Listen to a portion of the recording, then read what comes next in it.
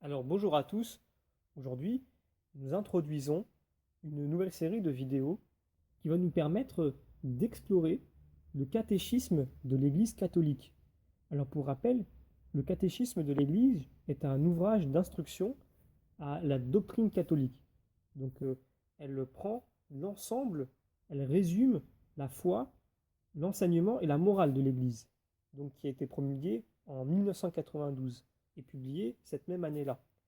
Alors, sa rédaction a été suggérée par l'Assemblée générale extraordinaire du Synode des évêques de 85, donc 20 ans après la fin du Concile Vatican II, et a été approuvée par Jean-Paul II la même année. Donc, cet ouvrage est un ouvrage de référence pour les catholiques. Tout fidèle catholique se doit d'aller piocher les réponses qu'il recherche sur la foi dans le catéchisme de l'Église, puisque ce catéchisme va aborder les dogmes, sacrements et tout ce qui concerne la vie morale, la vie spirituelle, donc la relation aussi, pas seulement avec Dieu, mais avec son prochain, etc. C'est un ouvrage qui est assez important, assez gros. Il n'est pas facile de le découper pour pouvoir l'aborder sereinement. Et c'est pour cela que Benoît XVI nous a fourni ce que nous appelons le compendium du catéchisme de l'Église catholique. Donc c'est le catéchisme de l'Église qui est découpé en questions, réponses et des réponses qui sont concises. Donc des réponses qui sont un résumé de ce que nous dit le catéchisme. Alors ce que nous allons faire, c'est que nous allons donner la réponse du compendium, donc très simplement la question que vous avez en intitulé dans les vidéos et la réponse.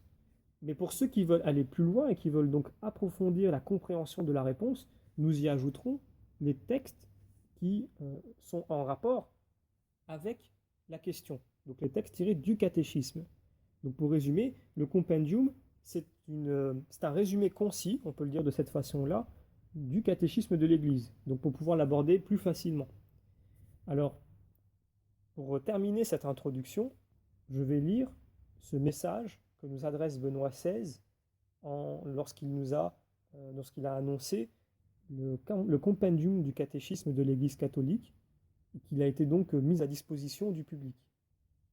Il nous dit: Je livre donc avec confiance ce compendium, avant tout à l'Église entière et à chaque chrétien en particulier, afin qu'en ce troisième millénaire, chacun puisse, grâce à lui, retrouver un nouvel élan dans l'effort renouvelé d'évangélisation et d'éducation à la foi, qui doit caractériser toute communauté ecclésiale et tous ceux qui croient au Christ, quel que soit leur âge ou la nation à laquelle ils appartiennent.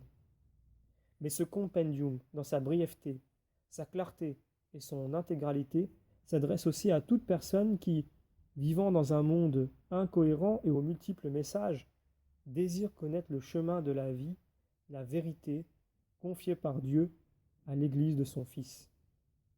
En lisant cet instrument autorisé qu'est le compendium, chacun pourra, grâce notamment à l'intercession de la très sainte Vierge Marie, Mère du Christ et Mère de l'Église, reconnaître et accueillir toujours mieux la beauté, l'unicité et l'actualité inépuisable du don par excellence que Dieu a fait à l'humanité, son Fils unique Jésus-Christ, qui est le chemin, la vérité et la vie.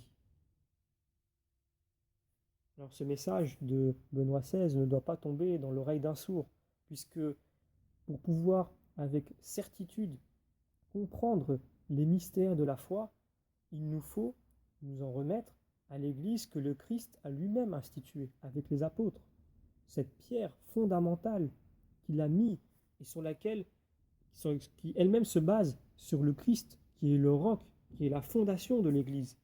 Et c'est très important, puisqu'aujourd'hui, quand nous recherchons des réponses au sujet de la foi, nous faisons des recherches sur Internet, c'est le réflexe qu'ont la plupart des gens. Et qu'est-ce qu'on ne trouve pas? Donc parmi les réponses, nous avons des réponses qui ont des sources diverses et variées, qui sont cachées, des sources des fois personnelles, des sources qui sont donc fausses, quelquefois de façon volontaire, quelquefois involontairement. Certaines personnes refusent un petit peu cette relation qu'ils devraient avoir avec leur Église, puisque nous sommes partis d'un corps, le corps du Christ, qui est le corps de l'Église. Et certains refusent cette assimilation. et donc se place dans une position un peu orgueilleuse de vouloir soi-même interpréter les textes et de soi-même interpréter la foi comme si la foi était née avec cette personne-là en même temps. Non, nous nous raccrochons à un arbre qui a pris ses racines il y a 2000 ans. Nous en avons les traces dans l'Évangile et nous le voyons continuer. Et l'Église est vivante et elle continue à rentrer toujours plus profondément dans le mystère de la foi. Donc pour avoir de bonnes bases, il nous faut la bonne source et il nous faut la bonne interprétation. Il nous faut donc ces trésors que nous donne l'Église instituée par Jésus-Christ. Très important. Alors, quand nous avons des questions, ayons le réflexe de chercher les réponses dans le catéchisme et aussi de confier à Dieu cette réponse qui cheminera en nous, dans la compréhension. Et je tiens à rappeler évidemment que le catéchisme de l'Église est un ouvrage simple, qui aborde les choses simplement. Il est très aisé de trouver d'autres ouvrages qui vont aller plus en profondeur sur les thèmes qui y sont abordés. Mais c'est déjà une excellente base pour tout catholique, au moins d'avoir lu une fois le catéchisme de l'Église. D'où cette série de vidéos qui va de façon très ludique nous faire rentrer petit à petit dans toutes, tous ces apports qui nous sont donnés par l'Église sur la compréhension des mystères. Et donc de façon très ludique, nous utilisons le compendium pour faire un système de questions-réponses et nous allons étayer la réponse qui est simplifiée par les textes en question du catéchisme de l'Église.